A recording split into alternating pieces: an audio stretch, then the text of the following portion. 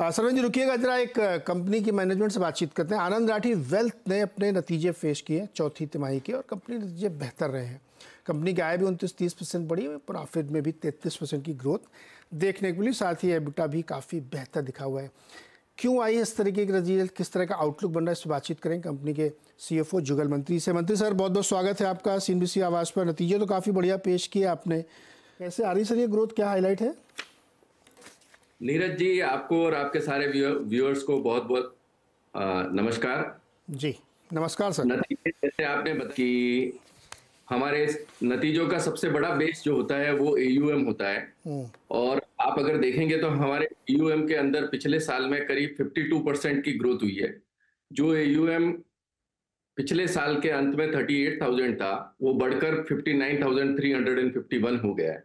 और उसका रिफ्लेक्शन जो है वो अगर आप रेवेन्यू में देखेंगे तो रेवेन्यू जो है करीब 35% से बढ़े हैं और 752 करोड़ रुपीस जो है पूरे साल में हमने रेवेन्यू अचीव किया है।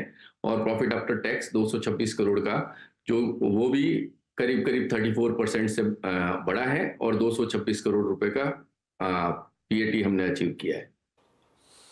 कहाँ से आ रहा है इतना बिजनेस? ये आपने अपने गाइडेंस को भी बीट किया AUM के मामले में। AUM क्या, पैट AUM रेवेन्यू हर चीज में आपने थोड़ा थोड़ा गाइडेंस बीट किया है, मार्केट से ज्यादा अच्छा प्रदर्शन किया है। एकदम सही कह रहे हैं नीरज जी। पैसा किधर जब से आ रहा है? साल की शुरुआत की थी तब हमने जो गाइडेंस दिया था, हाँ उससे अगर आप देखें तो हमने करीब करीब गाइडेंस को बीट किया है। और अगर आप Q4 में जब हमने गाइडेंस को रिवाइज किया था, उससे भी करीब करीब जो है हमने गाइडेंस को 4% से बीट किया है। तो इसमें दो रीजन तो डेफिनेटली ये जो वेल्थ मैनेजमेंट का बिजनेस है, वेल्थ सॉल्यूशन का, वो उसमें ट्रैक्शन आप अगर सभी डाटा देखेंगे, जो मिलियनियर नंबर ऑफ मिलियनियर्स की ग्रोथ इंडिया में जो कि एक रिकॉर्ड लेवल पे हो रही है। बट उससे भी बड़ी चीज कि पिछले साल हमने ये देखा कि निफ्टी के अंदर करीब करीब जो है 28% की ग्रोथ आई। तो एक बड़ा जो एक्स्ट्रा किकर जो हमारे AUM को मिलता है, वो किकर मिलता है निफ्टी की ग्रोथ के कारण। अगर आपका निफ्टी, जो कि हम ये मान के चलते हैं कि वेटेड एवरेज करीब 14 to 16% अगर निफ्टी रिटर्न देगा, उसकी जगह अगर निफ्टी 28 या जो भी एक्स्ट्रा रिटर्न देता है, उससे AUM के अंदर जो है एडिशनल ग्रोथ होती है।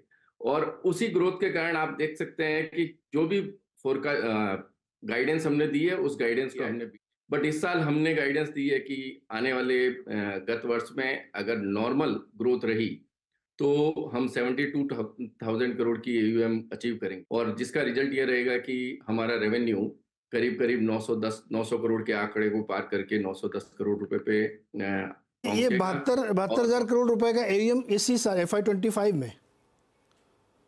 हाँ, 24-25। तो ये बताओ सर कि आप करो निफ्टी में अगर तेजी है तो किक इन हो जाता है, आपको लगता है कि इस साल चालू वित्त वर्ष में भी आप अल्फा जनरेट करोगे? 15% मान लो निफ्टी देती तो आप 25 करोगे? आपको ऐसा लगता है मार्केट इतना चलेगा इस बार? हम जो है जब भी बिजनेस की जब प्लानिंग की जाती है, तब जो निफ्टी का वेटेड एवरेज ग्रोथ जो कि पिछले 40 इयर्स का, जब से सेंसेक्स आया है 1979 से, तो हम देख रहे हैं कि निफ्टी में 14 to 16% की ग्रोथ आती है। तो जब भी गाइडेंस जो कि सभी शेयर होल्डर्स को और पब्लिक में दी जाती है, उसमें हम नॉर्मलाइज ग्रोथ को फैक्टर इन करके गाइडेंस देते हैं।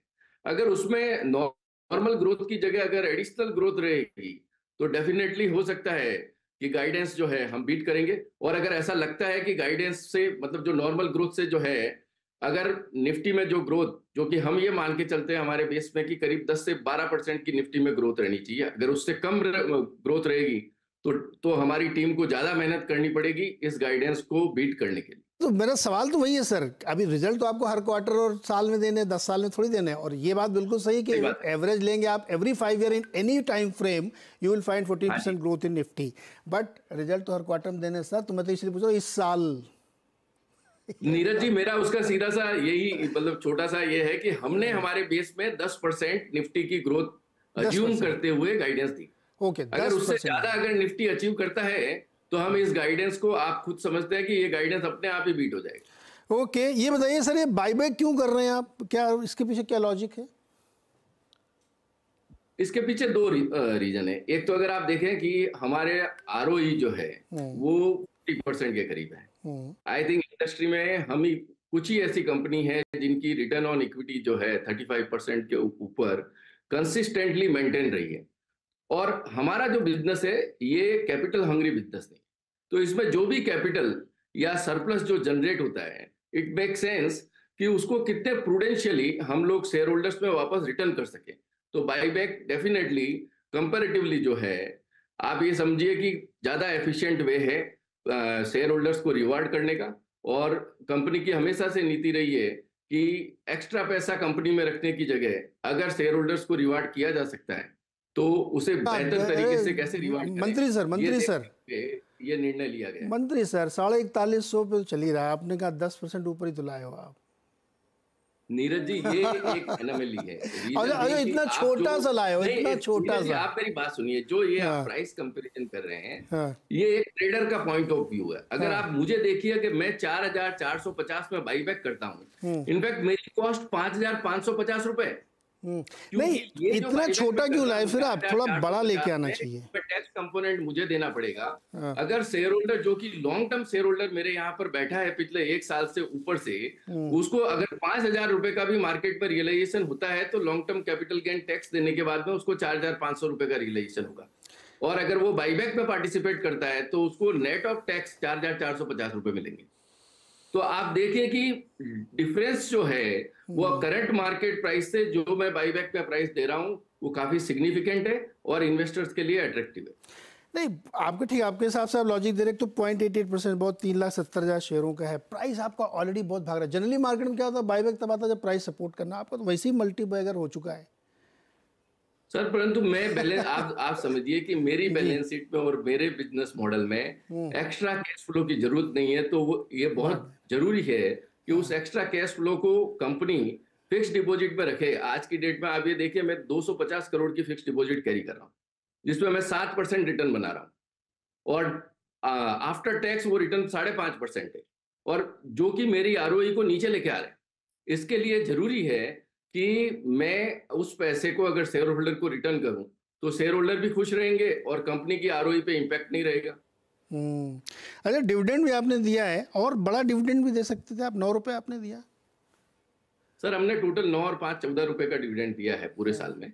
और अगर आप बाईबैक जो कि इन ए वे अगेन शेयर होल्डर्स को कंपनी से रिवॉर्ड करने के कैश फ्लो के पॉइंट ऑफ व्यू से 2 ही तरीके, एक तो आप बाईबैक में जिसमें सभी इन्वेस्टर्स अगर पार्टिसिपेट करें तो उनको रिटर्न मिलता है और डिविडेंड। तो अगर आप दोनों को देखेंगे तो मोटा मोटी जितना पैसा हमने 2023-24 में प्रॉफिट आफ्टर टैक्स कमाया है वो डिविडेंड और बाईबैक की वैल्यू को अगर मिलाए तो इनफैक्ट उससे ज्यादा पैसा हम इन्वेस्टर्स को जो है रिवार्ड के रूप में रिटर्न करने।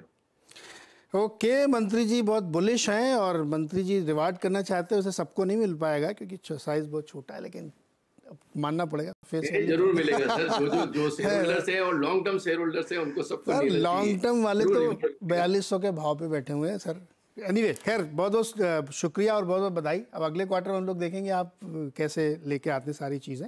बहुत बहुत शुक्रिया सर, बेहतर करने की कोशिश करेंगे। धन्यवाद नीरज जी, धन्यवाद।